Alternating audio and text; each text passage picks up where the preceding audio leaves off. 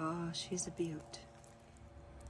Hello friends, Wendy here from the Hope Steady Homestead, and I just wanted to share with you what we use to very efficiently and effectively heat our 20-foot sea crate. And we have a Vermont Castings Aspen wood burning stove, and it's a model 1920. It works like a charm. It's so wonderful. We keep water on top for the humidity because it can get dry, but actually there is a space for a cooktop. And once this gets warmed up, this fan, which is not electric, will actually be going by itself. And I just got the fire started up again, but you can see it is beautiful. It has the fire brick inside all the way around. And then I don't have my glove on me, but there's a tray here for the ashes that you can take out. Sometimes if it's too cold, I simply put them in there. But this is really nice. You can control the temperature either by keeping this partially open, which really kicks up the flame, or open even more. Or you can shut it to kind of calm the flame down once the coal bed's built up.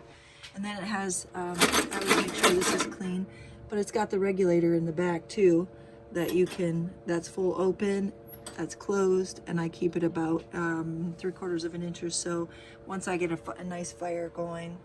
And it's nice to be able to dry my gloves on and my hats, etc. But also we've got this temperature because it's a double wall stove pipe and we keep the thermometer on it. It never gets above 200, and if it does, you know that fire is burning way too hot, and you probably have soft wood that you might want to take out. Also, we've got our pokers and everything in there that we use, and we just keep this metal bin that's too high, and we keep it stocked full of hardwood.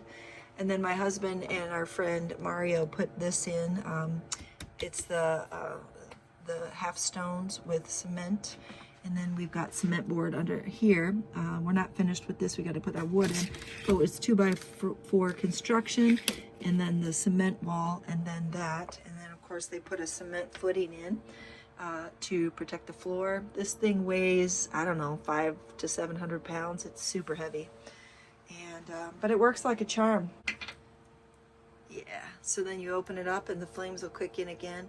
It's one way to regulate the temperature, because it can get like 95 in here in this 20-foot sea crate, and I've got it now where I can keep it at about 75 comfortably, which means getting a nice bed of coals by keeping that open some, and the back full open, and then when it calms down I close everything up, and then it's like that all day, keeping the temperature about 75 degrees, and I've got my water on the stove to keep the humidity at a decent level.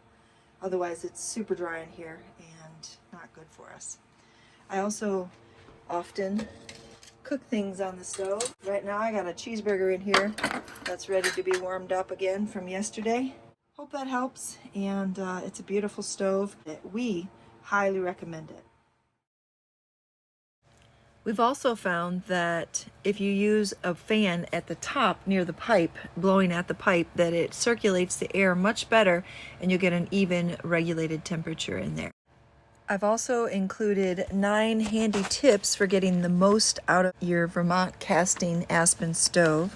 So hopefully those are helpful. I would take credit for them, but I did not write them. I only typed them up to share with you.